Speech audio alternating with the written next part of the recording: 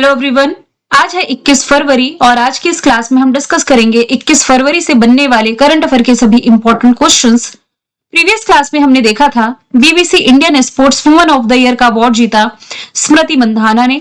India AI summit में शाही और बोधि नामक दो राष्ट्रीय पहलों को लॉन्च किया जेपी नड्डा ने। जोहान्स कलाबो जो कि नॉर्वे से बिलोंग करते हैं, विंटर ओलंपिक हिस्ट्री में सबसे अधिक मेडल जीतने वाले खिलाड़ी बने। राशिद खान जो कि अफगानिस्तान के हैं, टी20 क्रिकेट में 700 विकेट लेने वाले पहले खिलाड़ी बने। 39वें नंबर का अफ्रीकी संघ शिखर सम्मेलन का आयोजन इथियोपिया में किया गया।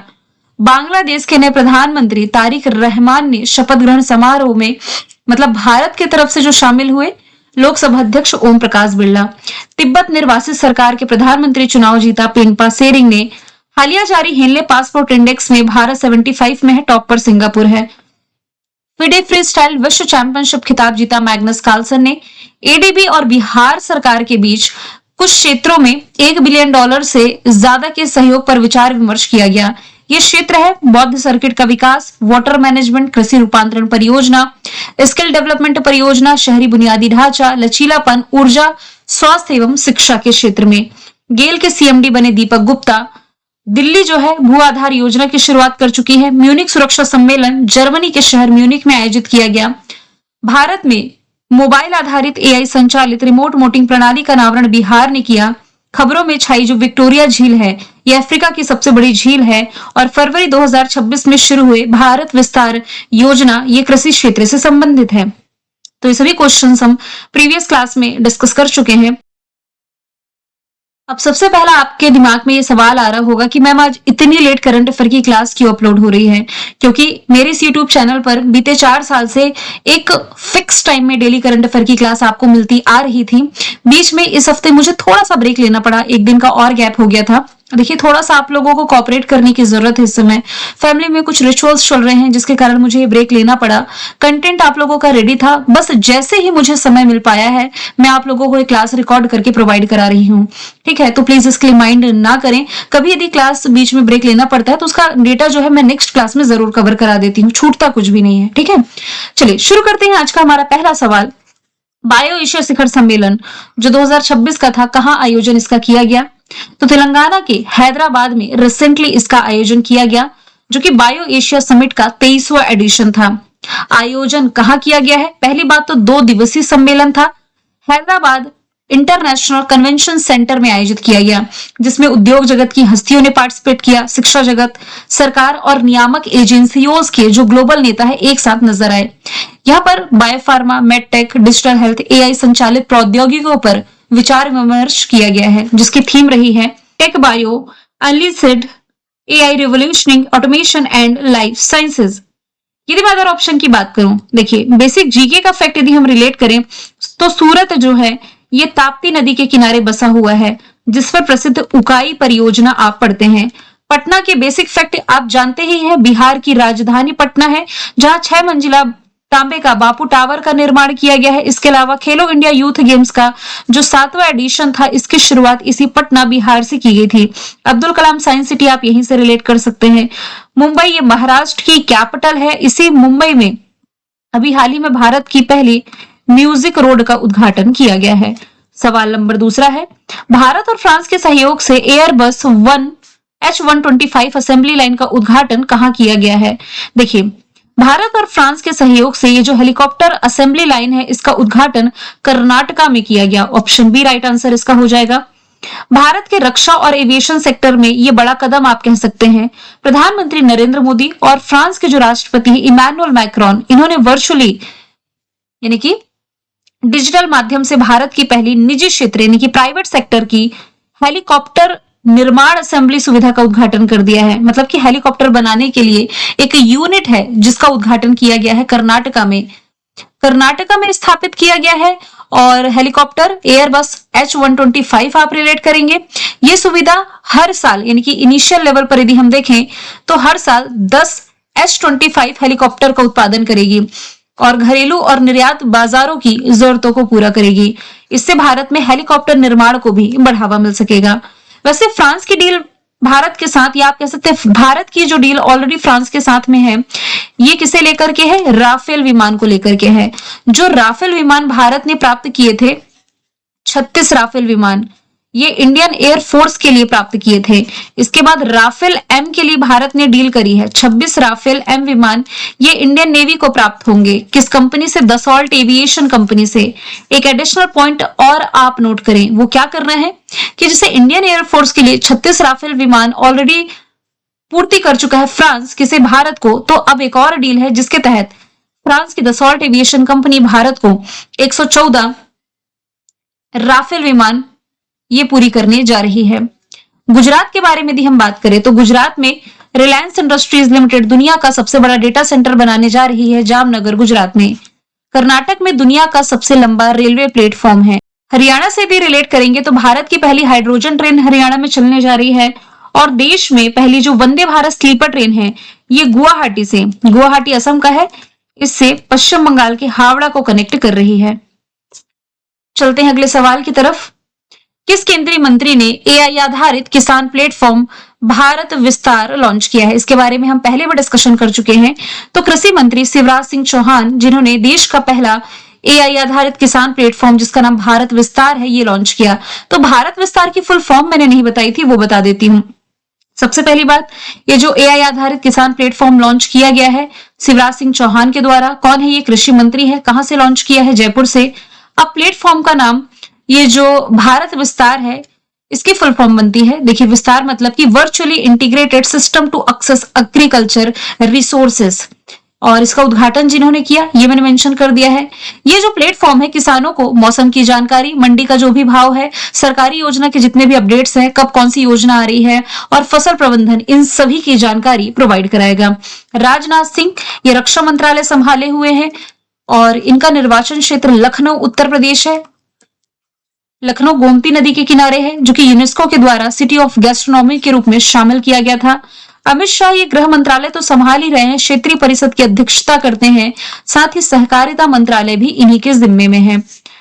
वित्त मंत्रालय निर्मला सीतारमन के हाथ में ही है, साथ ही ये जीएसटी परिषद की भी अध्यक्ष है, क्योंकि जीएसटी परिषद के अध्यक्ष ये वित्त मंत्री होते हैं। बिलिंडा क्लार्क अवार्ड जो 2025-26 का था, इससे सम्मानित की गई है कौन? Annabel Sutherland. ऑप्शन ए इसका राइट आंसर हो जाएगा। ये किस कंट्री से बिलोंग करती है? तो ये ऑस्ट्रेलिया की ऑलराउंडर है जिन्हें 2025-26 का ये अवार्ड मिला है। लगातार दूसरी बार बिलिंडा क्लार्क अवार्ड इन्होंने जीता है। अब ये कैसा अवार्ड हुआ बिलिंडा क्लार्क अवार्ड? तो ये ऑस्ट्रेलिया में महिलाओं के लिए सबसे बड़ा अवार्ड से क्रिकेट पुरस्कार, यानी कि ईयरली जो क्रिकेट अवार्ड दिया जाता है, सबसे बड़ा क्रिकेट पुरस्कार इसे ही मानेंगे महिलाओं के लिए, है ना, जो पिछले 12 महीने में उनके उत्कृष्ट प्रदर्शन के लिए दिया जाता है।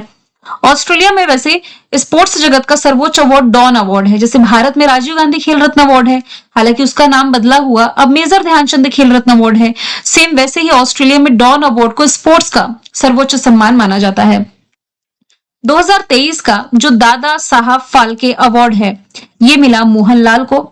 लियू जियाकुन को प्रिज्जर आर्किटेक्चर अवार्ड मिला, ये चाइना से रिलेटेड है। मसाकी काशीवारा जापान से बिलोंग करते हैं, जिन्हें मैथ्स के क्षेत्र का नोबेल पुरस्कार कहा जाने वाला जो एबल प्राइज है इससे सम्मानित किया गया। अगला सवाल है 62वें नंबर का जो म्यूनिक सुरक्षा सम्मेलन रहा 2026 का, इसके दौरान गठित जो G4 ग्रुप है इसमें कौन कौन से देश शामिल हैं? देखिए इस ग्रुप के बारे में मैंने पहले भी बता रखा, काम क्या करते हैं ये भी बताया है, थोड़ा आज इसके बारे में हम डिटेल में समझते हैं। देखिए यहाँ जो टर्म लिखा हुआ है G4 का मतलब है ग्रुप ऑफ फोर कंट्रीज। सबसे पहली बात, इसमें शामिल कौन कौन सी कंट्री है? भारत, जर्मनी, जापान और ब्राजील। अब इसे कैसे याद करें हम?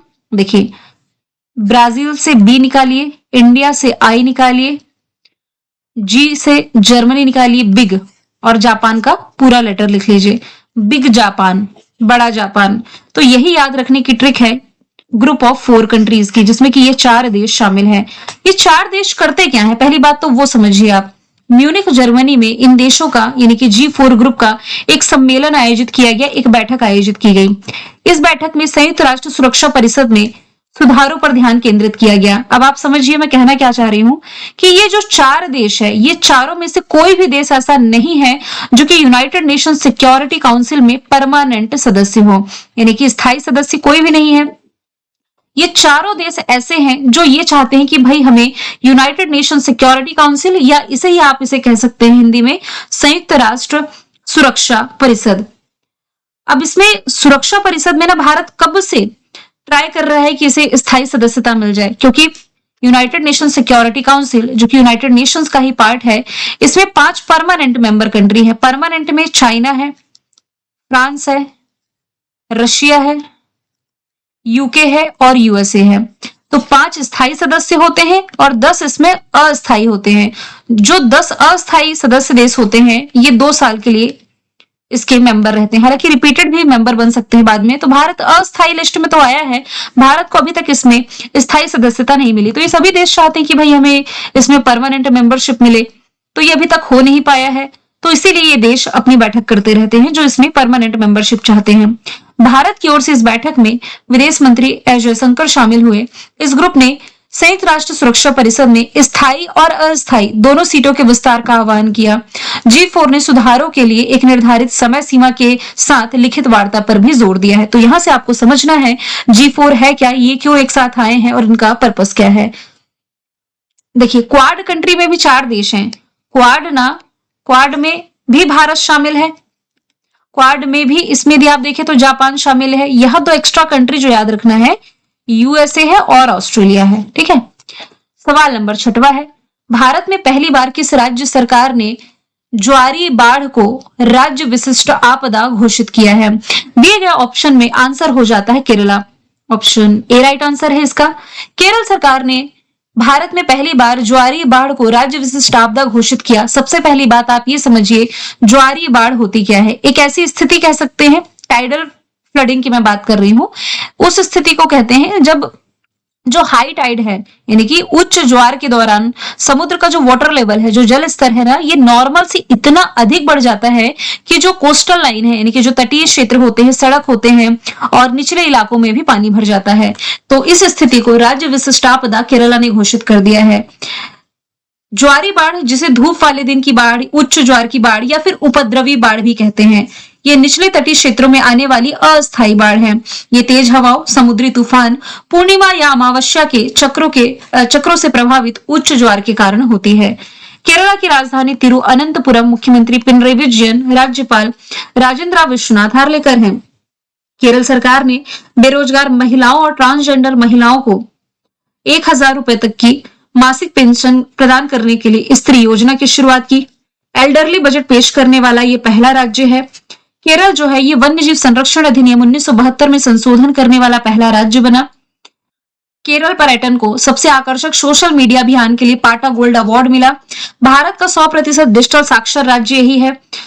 10वीं कक्षा के सभी छात्रों के लिए रोबोटिक शिक्षा इसने कंपलसरी की। तिरुवनंतपुरम फेस्टिवल मनाया गया।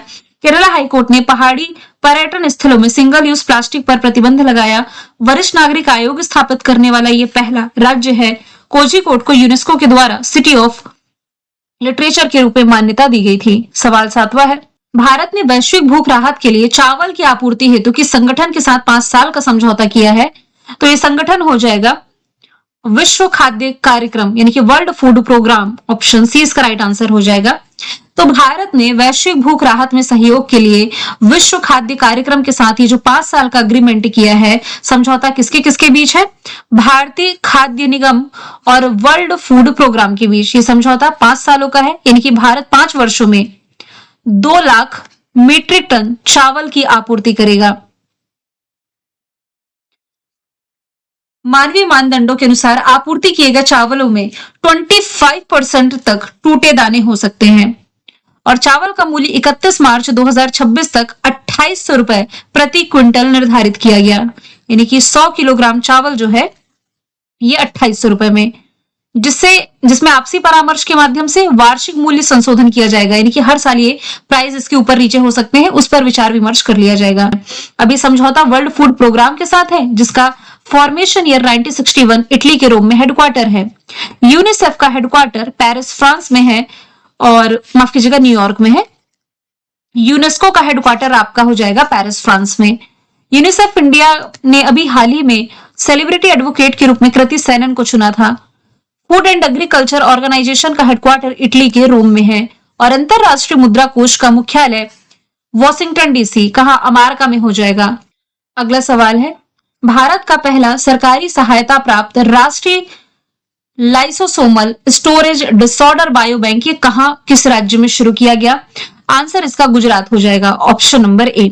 तो भारत का पहला सरकारी सहायता प्राप्त ये जो राष्ट्रीय लाइसोसोमल स्टोरेज डिसऑर्डर है बायोबैंक है, ये गुजरात के अहमदाबाद में स्थित foundation for research in genetics and endocrinology में शुरू किया गया। अब मैं आपको ये टर्म समझा देती हूँ लाइसोसोम स्टोरेज डिसऑर्डर के बारे में। ये आप कह सकते हैं एक तरह का इनहेरिटेड बीमारी, मतलब जन्मजात बीमारी जो बचपन से ही होती है, और ये तब होती है जब शरीर में कोई जो विशेष एंजाइम होता है ना वो नहीं होता, यानी कि जिसकी जरूरत है बॉडी में वो ना हो, वो अनुपस्थित होता है, या होता भी है तो ठीक से काम नहीं करता है, तब ये बीमारी होती है ना। और इसमें क्या होता है, लक्षण कैसे होते हैं कि जो व्यक्ति है जिसे डिसऑर्डर है तो उसका विकास जो है प्रॉपर तरीके से डेवलपमेंट होना चाहिए वो नहीं होगा, दौरे पड़ सकते हैं, बहरापन यानी कि सुनाई नहीं देगा, जोड़ों की समस्याएं होती हैं, है ना, और बहुत सारे डिसऑर्डर इसमें से देखने को मिलते हैं। इसे जैव प्रौद्योगिकी विभाग द्वारा वित्त पोषित किया गया है। ये सुविधा 15 राज्यों के 530 रोगियों के जैविक नमूनों और डेटा को कलेक्ट करेगी ताकि अनुसंधान को बढ़ावा दिया जा सके, किफायती निदान उपकरण विकसित किए जा सके और इस डिसीज के उपचार में सुधार किया जा सके। गुजरात की राजधानी गांधीनगर, मुख्यमंत्री भूपेंद्र पटेल, राज्यपाल आचार्य देवव्रत हैं। यूनिसेफ के सहयोग से गुजरात में पापा पगली के पहल की शुरुआत की गई, ऑपरेशन व्हाइट कोल्ड्रन चलाया गया। गुजरात भारत का प्रोसेस्ड आलू उत्पादन में नंबर 1 राज्य बना है। क्रूज भारत मिशन में शामिल हुआ। धोलेरा में भारत की पहली सेमीकंडक्टर फैक्ट्री बनाई जाएगी।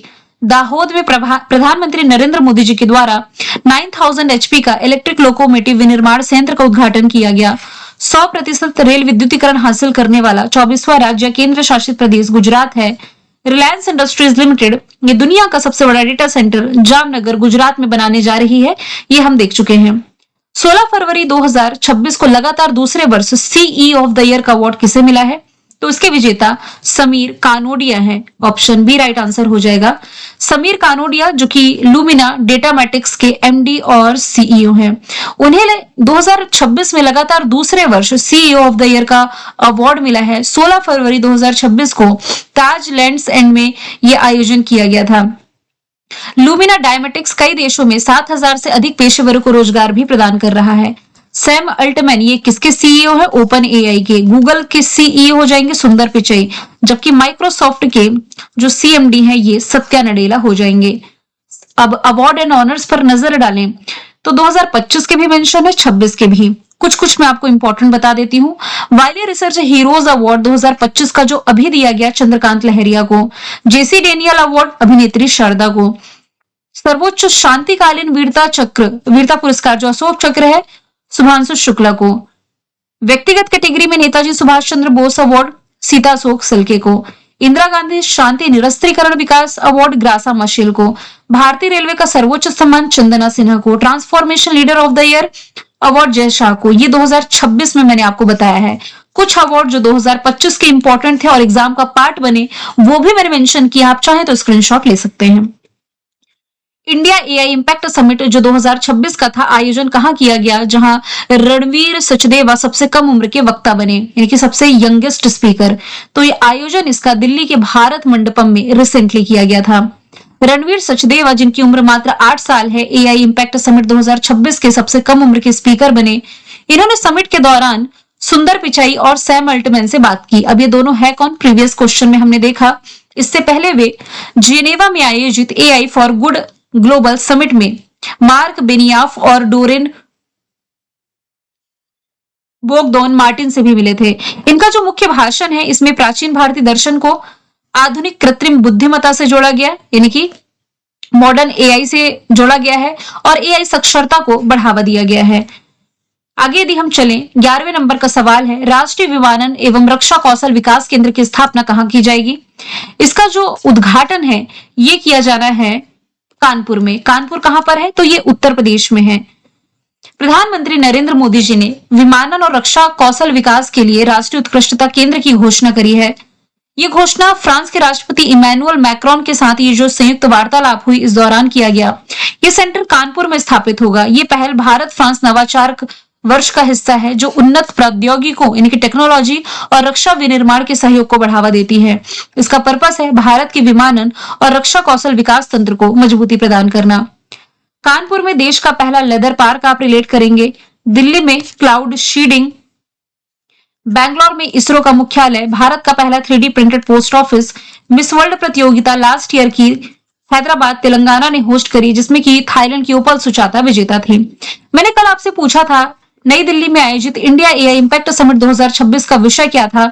विषय था एआई फॉर ऑल यानी कि सर्वजन हिताय सर्वजन सुखाय। आज का सवाल है केंद्र सरकार ने सरकारी कार्यक्रमों स्कूलों में राष्ट्रगान के पहले राष्ट्रगीत के कितने अंतरों को बजाना या गाना कंपलसरी किया है? आंसर इसका जो भी आप कमेंट बॉक्स में बताएं। मिलेंगे नेक्स्ट वीडियो में। Thank you so much.